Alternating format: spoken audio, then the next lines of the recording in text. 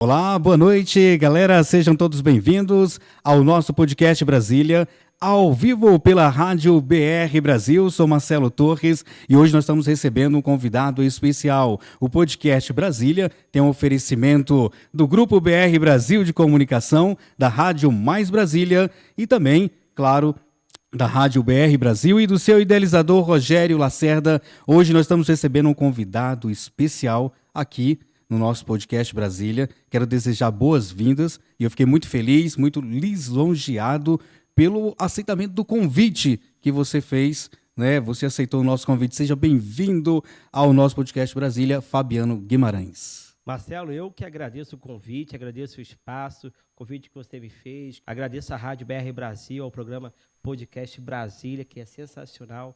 E me surpreendeu bastante estar num espaço, para mim, tão diferenciado, porque como vocês veem todos os dias, eu acabo reinterpretando a fala de alguém.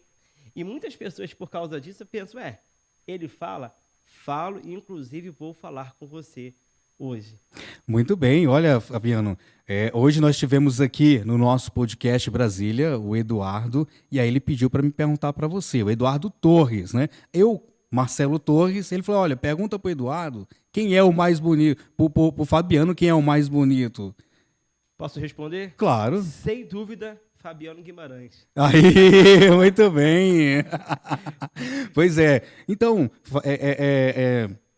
Fabiano, nós estamos iniciando o nosso podcast Brasília. Eu te quero convidar para você se apresentar, para a gente saber quem é o Fabiano Guimarães. E eu já digo para você que está ouvindo o nosso podcast Brasília, o Fabiano, ele é intérprete de Libras do presidente da República, Jair Bolsonaro. Ele aparece em todas as lives presidenciais e agora é com você. A gente quer te ouvir, né, para a gente saber um pouquinho quem é o Fabiano. Eu, Fabiano Guimarães da Rocha, tenho 42 anos, sou casado há 10. Daqui a pouco completo 11 anos de casado, inclusive a minha esposa está aqui. Oh. Nosso chamado, nosso ministério, nosso trabalho profissional, nossa atividade social é em família, Marcelo. Nós fazemos esse trabalho em conjunto e é muito importante para um conservador, um cristão, que a família esteja acompanhando todos os propósitos e projetos que ele tem de vida, seja ele profissional, pessoal, político, e a minha esposa tem sido essa âncora, esse suporte, esse projeto que nós vamos conversar um pouco hoje. E foi um divisor de água na minha vida, né? Porque quando a esposa entra, a Bíblia fala que é o homem que acha a esposa acha o maior bem da vida. Então, ela é o maior bem da minha vida. Ela se chama Elisângela Guimarães. Olha, muito bem. O pessoal da técnica ali está pedindo para você só subir um pouquinho o microfone aqui, e direcionar. Tá melhor? Aí, muito bem. Melhorou. Pronto, agora o pessoal que está nos ouvindo está ouvindo melhor agora. Tá certo. Muito bem. Fabiano, você não iniciou agora como intérprete, mas há quanto tempo você você aprendeu a Libras, digamos assim? Em 1998 eu comecei a aprender a língua de sinais.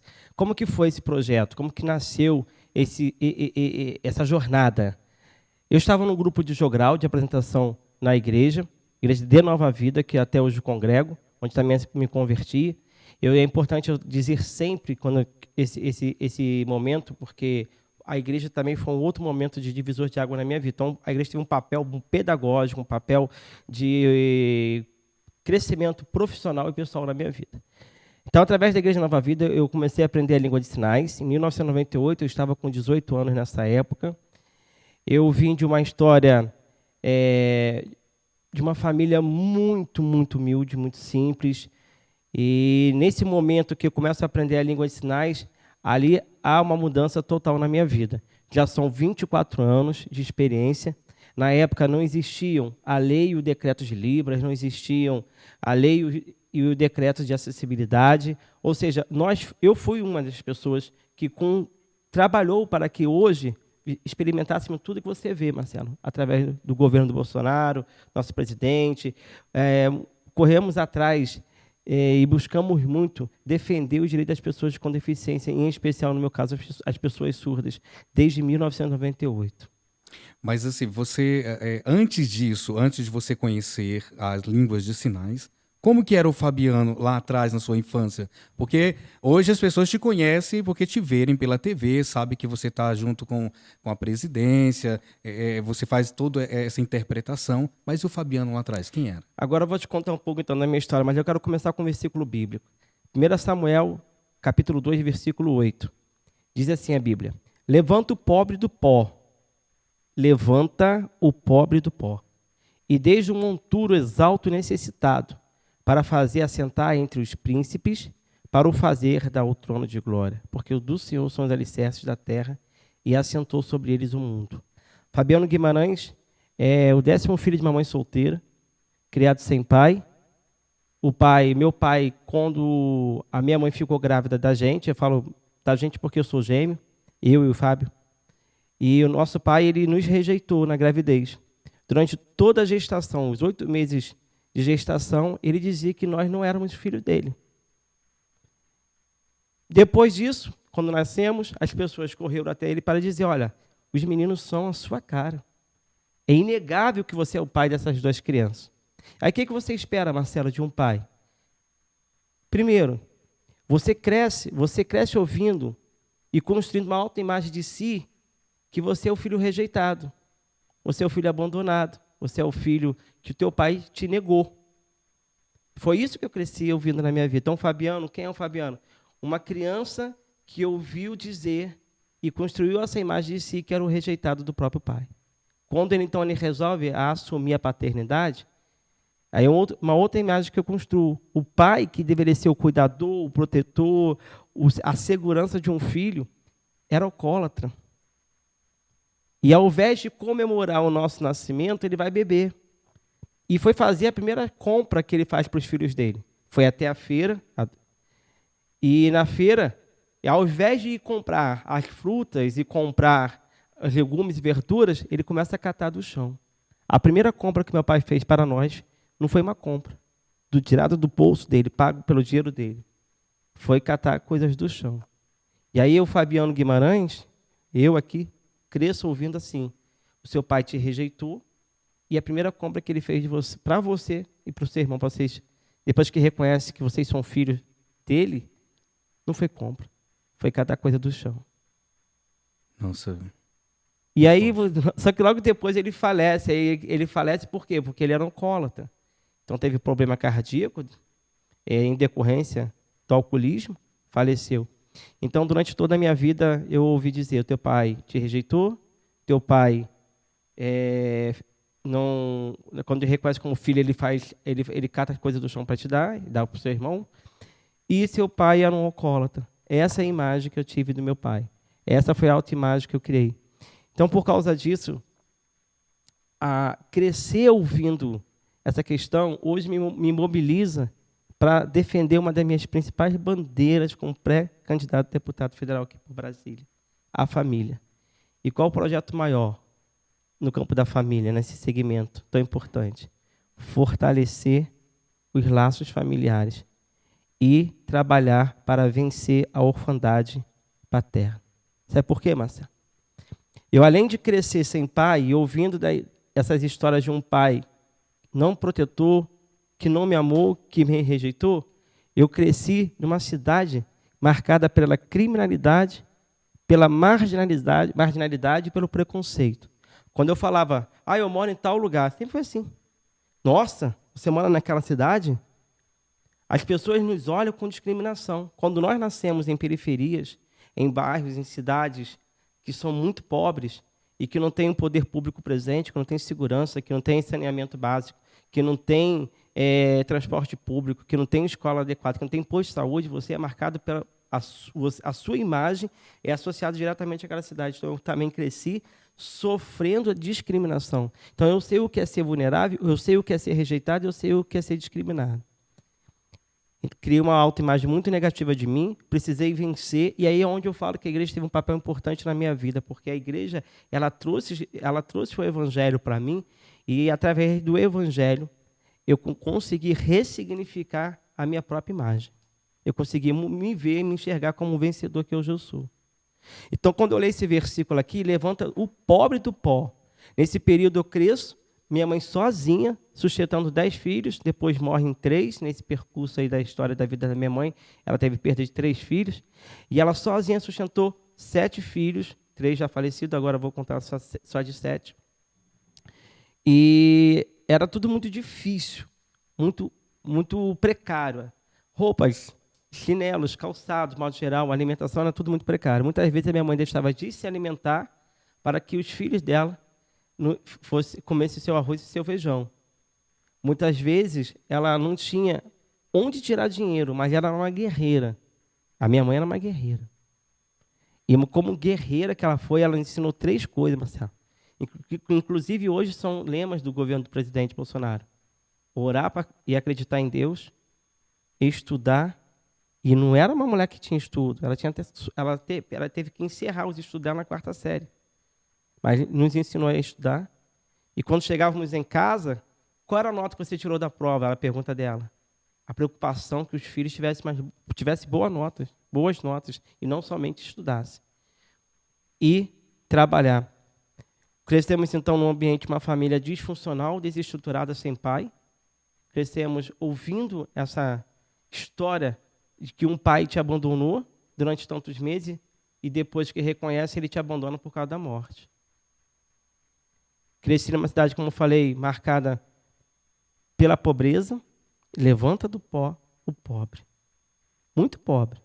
Quando nós queríamos chinelos novos, nós não tínhamos chinelos novos. Quando o chinelo arrebentava, não sei se você já passou por isso. Já. Era grampozinho, preguinho, aqueles pregos pequenininhos, aqueles pregos grandes. Se fosse grandão, a gente entortava para não machucar a sola do pé. Isso é verdade. Não é? Sim. Às vezes as pessoas me veem muito feliz e muito alegre. Mas por que você ri tanto? Por que você é tão feliz? Querido, amigos, internautas e ouvintes, apesar de tudo, a alegria do Senhor é minha força. E então a gente cresce nessa situação de vulnerabilidade, chinelos antigos, a gente usava o chinelo até ele chegar até metade do pé, o calcanhar já estava pisando no chão. E roupas também, sempre roupas doadas, comidas muitas vezes cedidas, doadas por alguém que morava perto. Então, com essa situação de pobreza, nós todos começamos a trabalhar muito cedo. Todos os irmãos, todos os filhos da dona Ditinha, a guerreira Ditinha. E aos 8 anos de idade a gente começa a trabalhar, cara.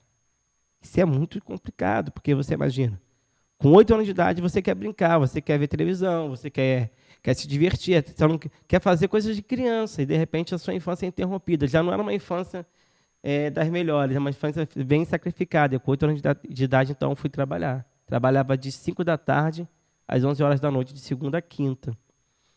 E ia embora para casa, chegava em casa à meia-noite. Quando chegávamos em casa, éramos eu e Fábio, nós íamos estudar para alguma prova, alguma matéria nova, ou fazer algum trabalho de atividade da escola. Muitas vezes dormíamos 1 hora da manhã para 6 horas da manhã do dia seguinte, ou no mesmo dia, na verdade, já estarmos em pé para poder estudar. Então, íamos à escola. Naquela época, a escola ficava de 7 até 12h30. Chegávamos de tarde, almoçávamos, descansávamos um pouco e depois voltávamos a trabalhar. É muito complicado, porque você olha para os teus amigos, todo mundo ali, né, na rua, se divertindo, brincando, e você imagina, quando que eu vou ter esse direito? Levanta do pó, necessitado. Quando que começou essa paixão quando que você conheceu, acho que do que eu andei olhando sobre você, pelos 18 anos ali, você conheceu a Libra, foi. Né? Você hoje é professor. Também. Né, também. Diante dessas dificuldades que você enfrentou na tua infância, justamente com seus pais, com seu irmão, o que você traz hoje, e também como professor, de ensinamento para a vida? Boa pergunta. De 8 aos 15 anos trabalho na rua, de segunda a quinta, de sexta e sábado, sem horário para dormir. Ia trabalhar às 5 e voltava para casa 2, 3 horas da manhã. Depois aprendo Libras com 18. O que eu aprendi na vida? Creia. Sempre existe um propósito maior do que a dificuldade que você está passando. Sempre tem um trono de glória que Deus preparou para a gente. Sempre tem um caminho que a gente não sabe. Como minha filha me falou, pai, Deus te trouxe para Brasília para um propósito. O que a gente aprende é que tudo na vida é um propósito. O que eu aprendi é que tudo na vida é uma experiência que você aprende e você acaba adquirindo conhecimentos através dessa experiência que você pode fortalecer outras pessoas. E quando eu entro aos 18 anos na área da língua de sinais, como intérprete de Libras, como professor de Libras, o que eu mais fiz de lá para cá foi formar vidas, formar pessoas. Eu, uma criança, um adolescente sem perspectiva de vida, com uma educação precária, com uma formação educacional precária, aos 15 anos me converto ao Evangelho, a igreja me ensina a ler, a igreja me ensina a buscar o conhecimento. Aos 18 anos começo a aprender língua de sinais, porque a igreja banca os meus cursos, me formo como intérprete, começo a crescer profissionalmente, e a partir dessa experiência que eu tive, o que eu fiz foi formar vidas, o Marcelo. Porque eu entendo que o meu propósito de vida que Deus me deu foi cuidar de vida, para cuidar de pessoas. Tanto que hoje eu estava até comentando com um amigo meu, tem um rapaz que mora aqui em Goiás, ele é professor, doutor, trabalha na Universidade Federal de Goiás, diretor do Departamento de Linguística. Ele começou a aprender língua de sinais comigo. Hoje ele é um cara top da língua de sinais. Então, tudo que eu vivi, hoje eu levo para a vida, porque eu não quero que pessoas passem pela mesma situação que eu passei. Eu quero defender os direitos dos pobres, eu quero defender a garantia de direitos fundamentais das pessoas com deficiência, eu quero garantir e lutar por uma causa que não é só nobre, é uma causa existencial. Não é uma nobreza eu ser intérprete. Não é uma nobreza eu defender o direito da pessoa com deficiência. É uma justiça social que nós vamos trabalhar, abordar e buscar.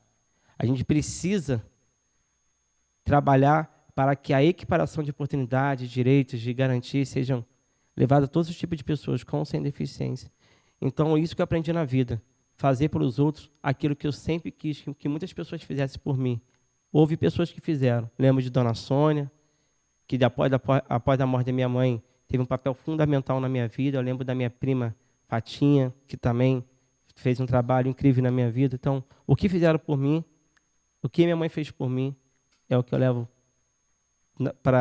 como experiência, é cuidar de gente. Você nasceu, cresceu e viveu uma boa parte da sua vida no Rio de Janeiro. Sim, na cidade de Belfor Roxo, já ouviu falar? Belfor Roxo, sim, sim. E o pessoal deve estar se perguntando como é que esse cara foi parar em Brasília, como que ele conheceu, né, o presidente Bolsonaro, veio parar na presidência da República. Então eu cresci, aos 24 anos entrei para a universidade, fiz a faculdade, me formei, depois fiz uma especialização em linguística, fiz faculdade de letras e especialização em linguística. Estou contando um pouco mais só para você entender o contexto. Aos 18 anos começo a aprender Libras, por causa da Libras eu faço a faculdade de letras, depois vou fazer a faculdade de linguística para poder me aperfeiçoar sobre discurso, comunicação, interpretação, análise textuais, e depois faço o mestrado em educação. Nesse percurso todo, eu começo aos 18 anos a estudar línguas de sinais, termino o mestrado com 30 e poucos anos. Gente, aqui ela é minha esposa. Elisângela Guimarães, minha esposa, também é intérprete, bacana que lá em casa todos falamos em Libras. E tive o privilégio de casar com uma mulher bonita, cristã e intérprete de Libras. Oh, bacana. Bacana. Foi Deus que me deu, foi através também desse propósito de vida que ele colocou em minhas mãos. E aí, então eu começo a me formar por causa da Libras, a nível acadêmico, nesses 3 cursos, graduação e pós-graduação. Leciono língua de sinais, ensino interpretação, faço trabalhos de interpretação também. Então, eu tenho um currículo muito vasto nessa área. São 24 anos de atuação. 24 anos deu bastante conhecimento, bastante experiência. Um dia, nós estávamos tendo um problema financeiro grave, e aí o que eu faço? Vou voltar para minhas origens. Antes disso, estava vivendo uma vida mais confortável financeiramente, estava tendo uma renda mensal muito boa, mas a universidade onde eu dava aula começou a mudar a forma de contratação, mudaram os contratos, então passei a ganhar menos do que eu estava gastando na época, então procurei trabalhar, fazer horas extras em outros lugares. Peguei o trem na cidade de Belfor Roxo, na estação final, estava indo na direção à estação do Maracanã. Na estação do Maracanã, Então, nesse percurso, eu recebo a mensagem: amigo, você tem vontade de vir trabalhar em Brasília? Eu falei assim: eu quero, por que não? E aí mandei mensagem para minha esposa, falei para ela: olha só espera um pouco, eu vou perguntar à minha esposa se ela concorda, né? Se ela concordar, eu desejo sim. Mandei para ela e ela me respondeu: olha como que Deus faz. Eu estou justamente aqui, não sabia nem por quê, mexendo nas nossas malas. E aí eu falei: então tá. Mandou a foto das malas que ela estava mexendo. Na hora peguei a foto, mandei para minha amiga, que me trouxe para cá, Elisângela também, Elisângela.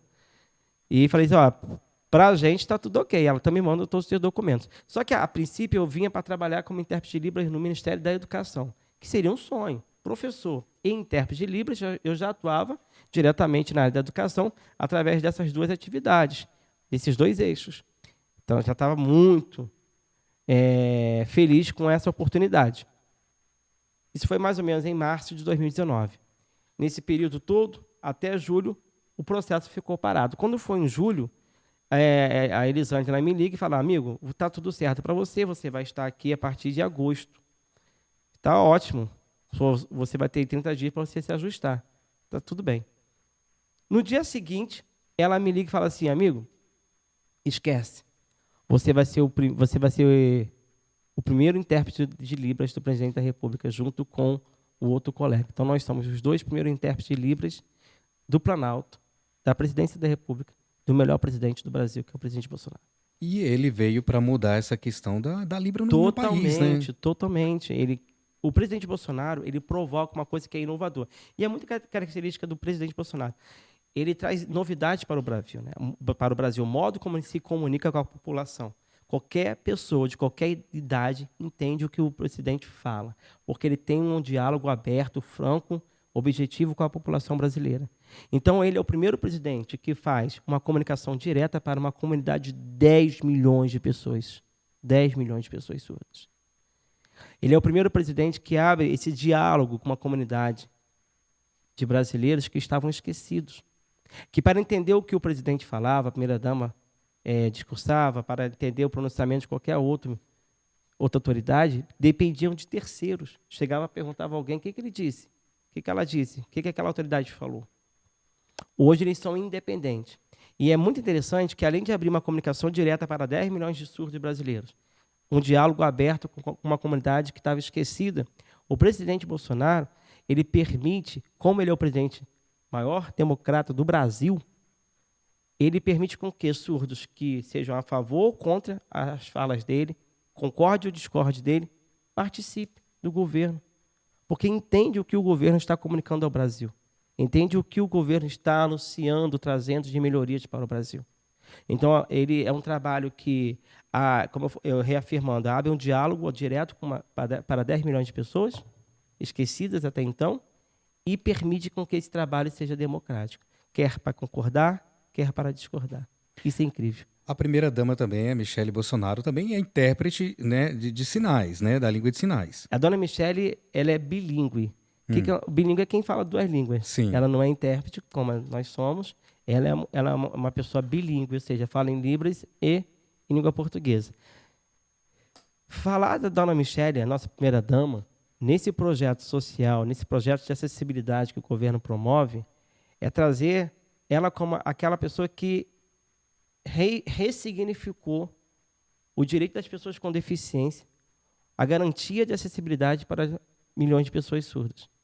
Porque dona Michele e sempre tem sido, na vida dela, como humana que ela é, uma referência, uma pessoa emblemática na defesa dos direitos e das garantias individuais do surdo, da pessoa com deficiência, com doenças raras.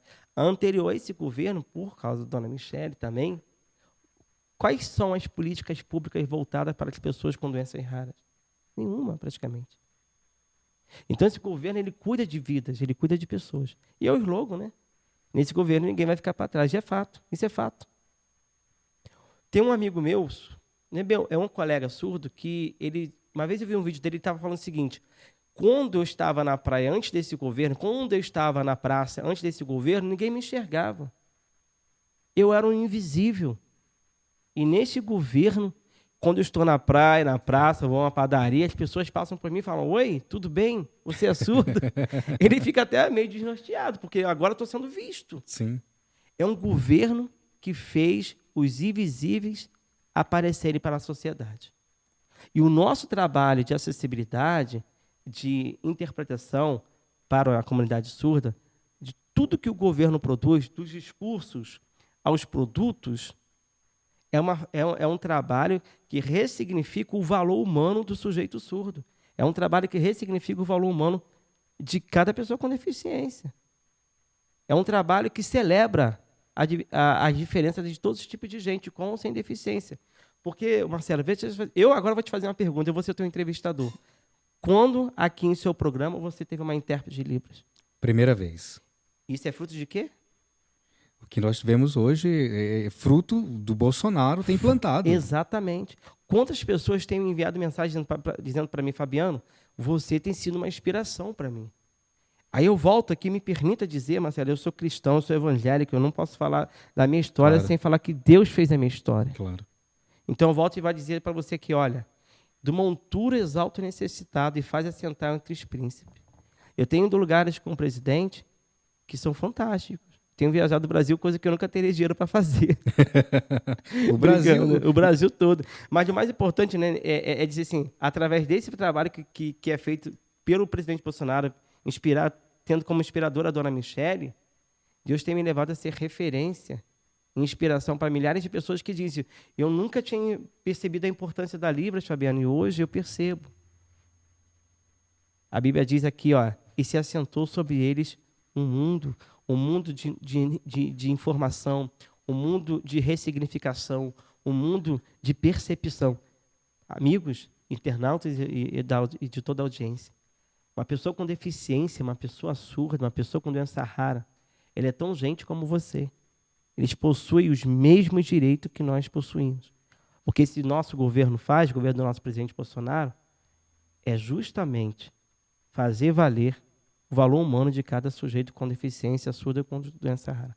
Esse trabalho aqui, e o meu trabalho exercido no governo Bolsonaro, é um trabalho de respeito. Aí eu vou te fazer uma outra pergunta, Marcelo. Quanto vale não discriminar? Olha, vale muito, viu?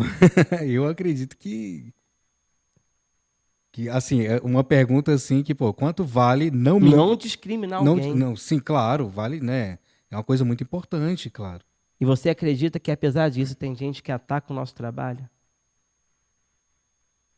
Eu acredito. Amigos, esse trabalho não é de sensibilizar você, não é para fazer você chorar, não é para fazer você se emocionar, é para fazer você ressignificar o valor humano da pessoa com deficiência. É para fazer você ressignificar o direito de comunicar-se na sua própria língua, quer seja Libras, quer seja português. É fazer você ressignificar o direito de ser legítimo na sociedade e de participar dela nas mesmas condições de uma outra pessoa que ouve, de uma outra pessoa que anda, de uma outra pessoa que não tem nenhum tipo de doença. É um trabalho de fazer a pessoa com deficiência e surda participar efetivamente e legitimamente da sociedade, nas mesmas condições, e gerar, através desse trabalho, ferramentas de condições de equiparação de oportunidade e equiparação de direito. É isso.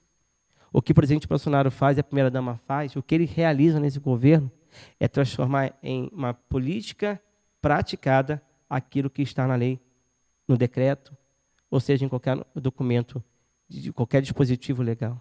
Fabiano, hoje você vem como pré-candidato a deputado federal.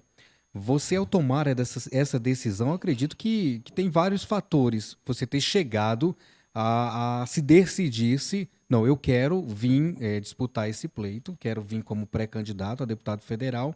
Mas eu te pergunto, teve alguma influência ali, convivendo, trabalhando junto com o próprio presidente? Você chegou e percebeu essa necessidade, ter algo nas mãos para poder lutar por esta causa mais? Tudo isso teve. Como eu falei, eu trabalho há 24 anos promovendo acessibilidade através da minha atividade profissional de interpretação, promovendo conhecimento sobre inclusão através da minha da minha atividade profissional como professor de Libras. E quando eu entro no governo e passo a ser intérprete de Libras do presidente Bolsonaro, de modo geral, foi assim um movimento, vou chamar de movimento, foi um movimento muito interessante, que diferentes pessoas de diferentes grupos, classes, disseram assim para mim: Fabiano, você tem uma representação muito forte em suas mãos. Você faz um trabalho digno e que dignifica as pessoas. Então você tem uma missão, uma responsabilidade muito grande de agora representar a nível nessa seara política um trabalho que é fazer da política um instrumento de transformação e de proteção e de cuidado de vidas. O seu trabalho, ele é essencial e relevante para o Brasil. A sua atividade profissional, você como intérprete, como professor de Libras, representa uma causa para o Brasil, que é defender o direito das pessoas com deficiência, dos surdos e todos os outros grupos. Então, ministros, parlamentares, a própria comunidade surda, amigos e colegas intérpretes de Libras, professores, começaram a enxergar em mim essa possibilidade de representação no campo político. E não mais só no campo da comunicação, do discurso, no campo social, no campo do ensino. E aí todos eles foram me motivando a chegar até essa decisão. Demorei um pouco, orei bastante, e o mais impressionante foi quando eu ouvi literalmente Deus falar assim para mim: você ouviu muitas vozes, mas a última voz que você vai ouvir é a voz da sua esposa. Então, quando eu cheguei em casa, faltando 3 dias para fechar a janela partidária, para se lançar pré-candidato a deputado federal aqui por Brasília, eu falei com ela: vamos, esse mover todo que estava acontecendo, mas que Deus tinha colocado no meu coração que a voz final seria dela. O que ela decidisse, eu iria fazer. Porque esse é um projeto de família, é uma das minhas bandeiras. Então, como bandeira é família, eu não posso tomar uma decisão individual, eu precisava participar. Isso é minha esposa. Então, ela decidiu: vamos orar. Oramos e no final da oração ela falou assim: você vai, e eu vou te falar qual partido, você vai pelo Republicanos, DF. Então, esse projeto foi um projeto, uma decisão tomada em família com a minha esposa, e dias depois a minha filha fala assim para mim, ela tem 9 anos, ela não entende nada de política ainda. Ela vira e fala, do nada, um assunto aleatório que estávamos tendo: pai, Deus te trouxe para Brasília por um propósito. E isso que ele tem feito. Ele tem feito mudança na minha vida através desse chamado, dessa profissão, como intérprete, como professor de Libras. Por que o Republicanos? O Republicanos é importante dentro dessa estrutura política, democrática e republicana que nós temos aqui no Brasil, o Marcelo, para dar mais sustentação e mais base para o nosso presidente ter governabilidade através de diferentes bases políticas e assim poder governar o Brasil. Nas suas bandeiras, que você, se for da vontade de Deus, vier a sentar na Câmara Federal, você traz lá a família, né, educação, Isso. acessibilidade, né, liberdade e educação. Isso. Né? Dentro desses teus projetos, né, de ações, a gente pode definir aqui como 2, ação imediata e ação como projeto. Qual que você vai ter ali como ação imediata dentro dessas suas bandeiras? Ação imediata, as ações imediatas, né, vão ser políticas públicas de inclusão, políticas públicas voltadas para programas linguísticos. Aqui no Brasil fala-se muito pouco sobre políticas linguísticas. O que são políticas linguísticas? São políticas voltadas para a valorização, a democratização, o ensino das línguas minoritárias, ou seja, de grupos de falantes em um quantitativo menor, e também da interpretação dessas línguas. No meu caso, mais especificamente, e não só, vale ressaltar aí, não só, mas vou dar só apenas como modelo, a Libras entra nesse projeto de políticas linguísticas. Libras não é um projeto de política social, de políticas de inclusão. Inclusão é um conceito que traz um olhar, um estudo, uma reflexão, uma ressignificação sobre a participação e a legitimação de todos os tipos de gente com ou sem deficiência. Você que é ouvinte, ela que é surda, e vocês têm o direito de estar no mesmo espaço e tempo, de ocupar aquele lugar.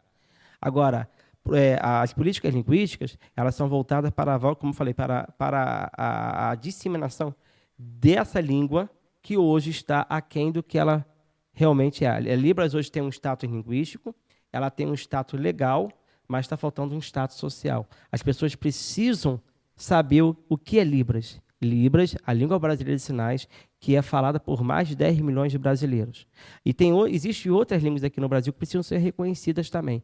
A Libras, por exemplo, ela é reconhecida legalmente através da lei de 2002 e do decreto de 2005, só que ela não é uma língua oficial, ao contrário do que se pensa.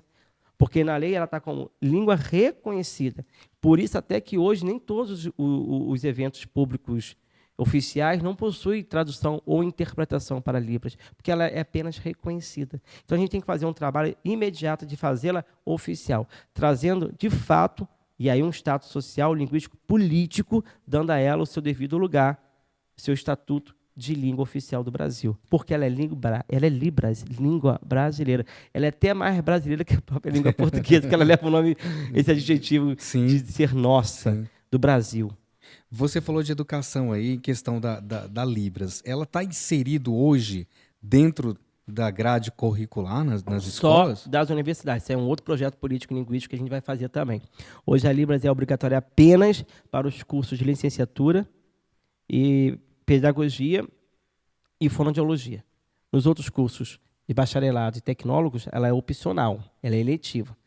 A ideia é também fazer com que ela chegue ao ensino médio. Projetos que ela comece também a ser inserida na formação do alunado do ensino médio. Inclusive ensino médio técnico, porque hoje Libras, além de língua, gera renda. Porque eu sou profissional de Libras, como intérprete e como professor. A minha renda mensal, o meu trabalho profissional, toda a minha carreira profissional, inclusive eu sou professor efetivo do Instituto Federal do Rio de Janeiro, eu sou professor concursado, é através da língua de sinais. E a partir dessa ideia de política linguística, nós temos aí a mudança cultural, a mudança econômica, porque gera emprego, porque gera renda, a formação de intérpretes e professores de Libras, e também a mudança propriamente linguística, que é não só mais reconhecê-la, mas tê-la como uma língua oficial no Brasil. Nessa questão de se tornar obrigatório dentro das escolas, tanto a partir ali do ensino médio, por exemplo, provavelmente deve ter alunos que são surdos, né, estão inseridos estão inseridos nas escolas e precisa de uma comunicação. E os colegas, como é que fica? Sem comunicar com aquele colega? É muito difícil, porque assim, você tem diversas barreiras de comunicação. E aí que é interessante a proposta das políticas linguísticas, você vai quebrar um monte de barreiras, um monte de dificuldade. Hoje, dentro do conceito aí de inclusão, você tem 7 tipos de barreiras. A primeira é a barreira atitudinal. É como você olha a pessoa com deficiência, é como você enxerga a pessoa surda. Então, a gente precisa mudar mente e mudar culturas. A gente precisa trazer a cultura da inclusão, a cultura de ferramentas, de produção de ferramentas de acessibilidade. Isso fazer com que o próprio ser humano não discrimine, venha discriminar o outro. Foi aquela pergunta, né? O quanto vale não discriminar? Quanto vale, Marcelo, você olhar para uma criança com doença rara e não julgá-la, não enquadrá-la como incapaz? Quanto vale você olhar para uma criança cega, surda, ou um adolescente, ou um jovem, ou um adulto, e fazer com que ele tenha tantas competências e habilidades como você tem, ou quanto você tem? Isso tudo faz parte de um projeto de política linguística, trazer para o Brasil programas e ações de não somente leis. Política linguística não é somente criação de leis e decretos, temos muitos aí, mas transformar isso em algo prático, política linguística praticada. Então, quebrar barreiras. Se a escola ela for uma escola bilíngue ou for uma escola que oferece a capacitação através de ensino da língua de sinais, os amigos que são surdos e ouvintes que estão no mesmo espaço, no mesmo ambiente escolar, eles vão poder interagir. Agora, essa cultura muda através de políticas públicas.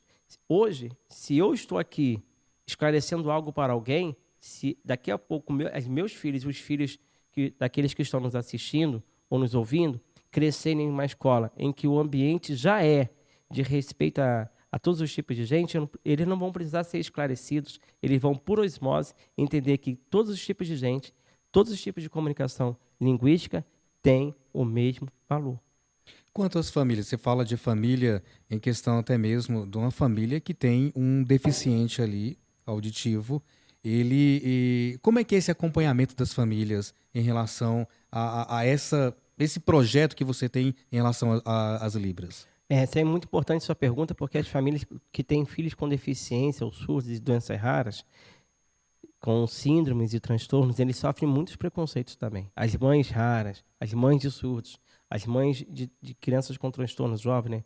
Eles sofrem muito preconceito. A gente precisa trabalhar pelo... Primeiro, vamos tentar explicar de forma muito mais ampla. A gente precisa trabalhar para que essas famílias encontrem na escola um ambiente certo para que os seus filhos confortavelmente estudem e aprendam, através de metodologias corretas que venham dar uma qualidade de ensino para eles. Segundo, a gente precisa também fazer com que as famílias, e aí eu volto àquela primeira vez que eu te falei, aquela primeira hora que eu te falei, vamos trabalhar pelas famílias. Em que sentido? Em fortalecer os laços familiares, principalmente sobre a pessoa do pai.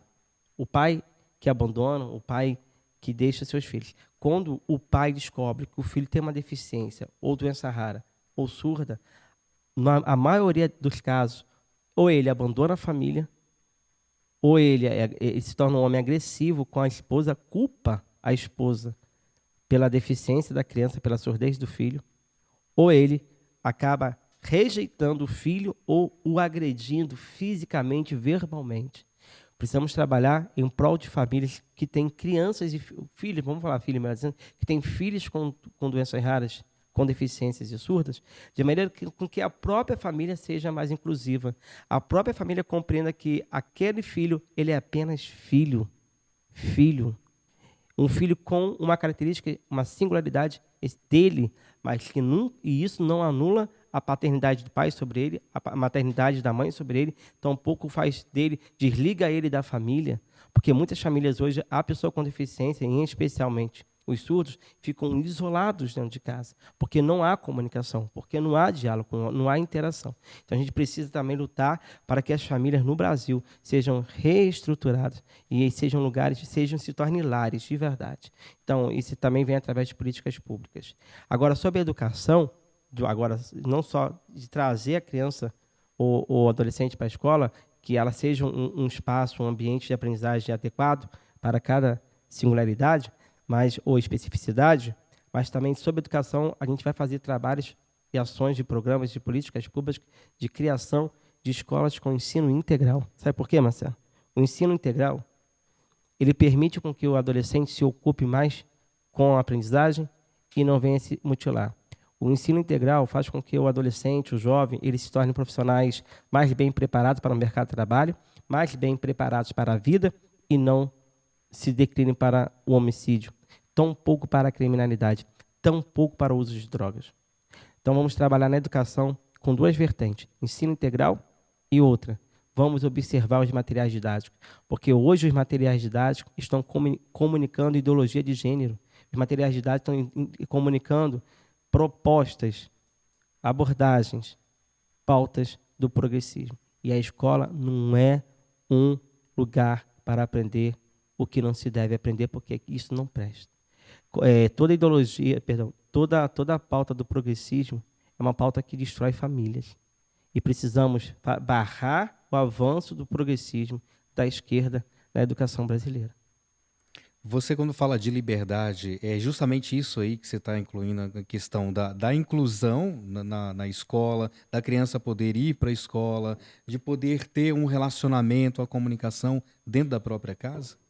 Perdão, pode repetir. Você, quando fala de liberdade, né, dentro das suas bandeiras, aquilo que você vai defender, você diz em questão da liberdade, eu te pergunto, a liberdade em si que você quer defender, ela está dentro daquilo que você está falando agora, é a criança poder ir para a escola, ter comunicação, ter uma comunicação dentro da própria casa, que você falou que muitas vezes é uma prisão, fica isolada, não tem com quem como comunicar. Interagir. Também mas quando eu falo de liberdade, estamos falando de liberdade educacional. Por exemplo, o pai e a mãe que tenha condições de oferecer o ensino domiciliar, o ensino, educação domiciliar, ele escolha. Se ele não quer que o filho estude em unidades que é do Estado, ele tem todo o direito de ter o ensino domiciliar como uma proposta para a formação dos filhos dele. E quanto à saúde? Vou chegar lá também. Quando eu falo de liberdade, eu falo também de liberdade econômica. Inclusive, é uma das minhas pautas, o empreendedorismo E o desenvolvimento. A gente precisa ter mais liberdade econômica para investir, para empreender aqui no Brasil, para fazer o Brasil prosperar. E se o Brasil prosperar, eu prospero, você prospera. Concorda? Sim, Se o claro. Brasil estiver bem financeiramente, se o Brasil estiver bem economicamente, eu vou estar bem também.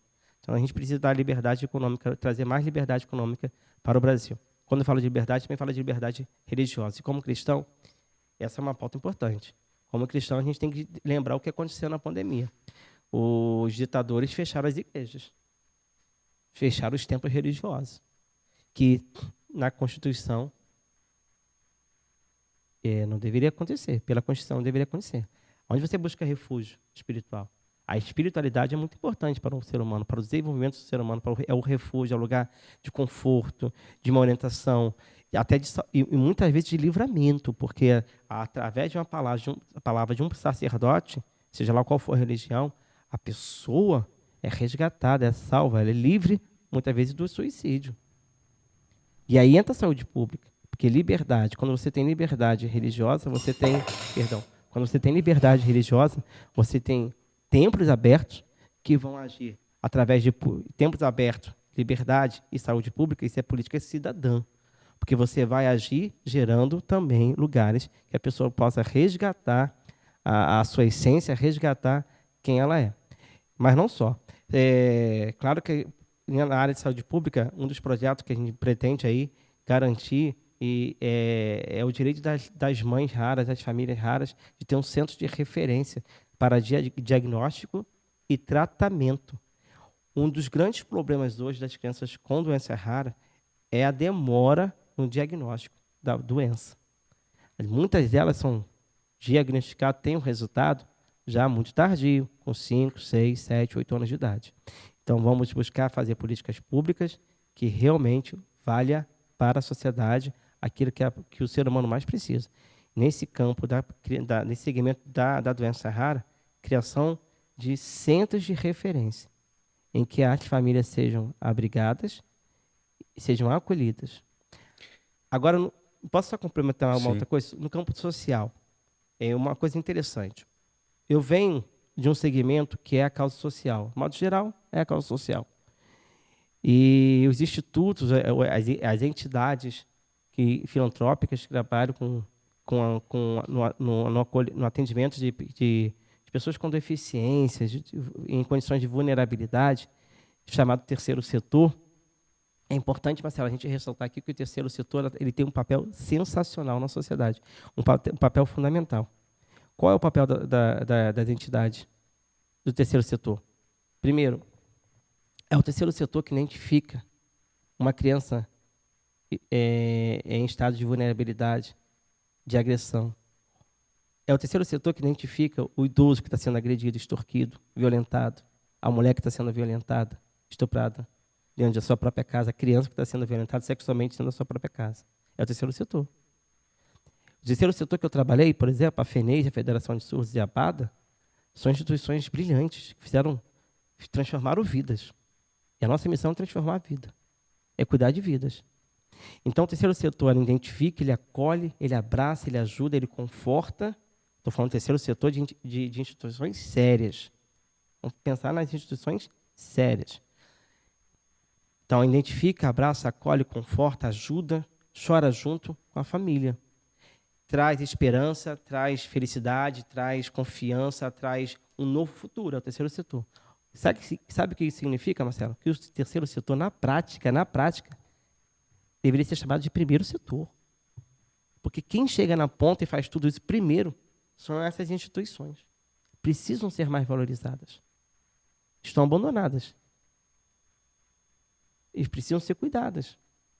Depois chega o Estado, as políticas públicas, e que talvez chegue aí as empresas privadas para fazer parcerias. Muitas fazem, por causa também da responsabilidade social.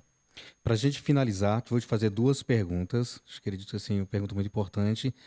Hoje, você acredita que essa tua aproximação com o presidente Jair Bolsonaro se torna mais fácil de realizar esses projetos, defender essa tua bandeira? Essa proximidade com o presidente Bolsonaro, que é o projeto que a dona Michele traz para o governo, me trouxe experiências, conhecimentos, me trouxe Saberes que até então eu não conhecia, porque eu era da educação, eu era de um outro segmento, eu era da área da educação, quando eu sou deslocado então para o campo da política. E nesse momento eu começo a reaprender muita coisa, inclusive a interpretar. Então essa aproximação me trouxe toda essa bagagem que hoje eu tenho, tenho 2 anos e meio, me traz essa bagagem.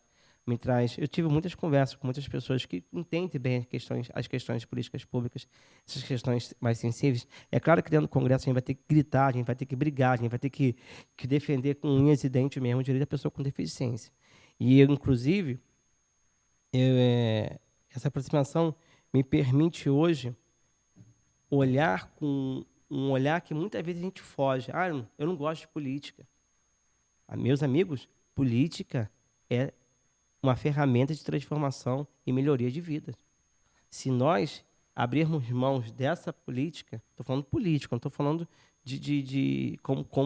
como um sistema que muda pessoas, que muda a sociedade. Essa política positiva que a gente precisa abraçar. A gente não pode abrir mão dela. Isso eu aprendi no governo Bolsonaro. Porque o nosso presidente ele tem mostrado para o Brasil como é fazer política de forma certa, correta e justa. E como que a política muda pessoas. E como que a política muda a história. Como que a política muda a sociedade brasileira. Então, pegando esse gancho do presidente, é que eu vou dar continuidade nos meus projetos mais futuros e dar continuidade a essa ideia. E, se possível, também, sempre, aprender mais e mais com quem já sabe. Eu tenho conversado com alguns amigos que estão aí anos-luz nesse campo e eu tenho aprendido bastante. E você, como hoje, né, para a gente finalizar, você vê hoje o cenário político aqui no Distrito Federal? Você vindo como deputado federal, né, o pré-candidato a deputado federal, você como vê o cenário político? Muito positivo. Eu vou dizer para você o seguinte, onde eu tenho andado em todo o Distrito Federal. E onde nós chegamos, Samambaia, Taguatinga, Riacho Fundo, Santo Antônio, que é uma cidade do entorno, Gama, 100% de aceitação, 0% de rejeição. Onde eu passo, muitas vezes não estou nem fazendo trabalho de pré-campanha, mas como hoje, por exemplo, vim de metrô, trabalhar de metrô, e uma senhora andando próxima a mim e falou assim, você não é o tradutor do Bolsonaro? O intérprete? Sou eu mesmo. Adoro o seu trabalho. Então, eu tenho a aceitação de todos os públicos que você possa imaginar, de todos os tipos de gente, com, sem deficiência, ouvintes, surdos. E tem sido muito importante, porque está refletindo a motivação que eu falei anteriormente. Fui movido, houve um movimento nessa direção. Fabiano, vai, que você tem uma proposta, você tem uma missão. Vamos lá, vai que você tem uma proposta, você tem uma missão, e essa missão, eu creio que é de Deus.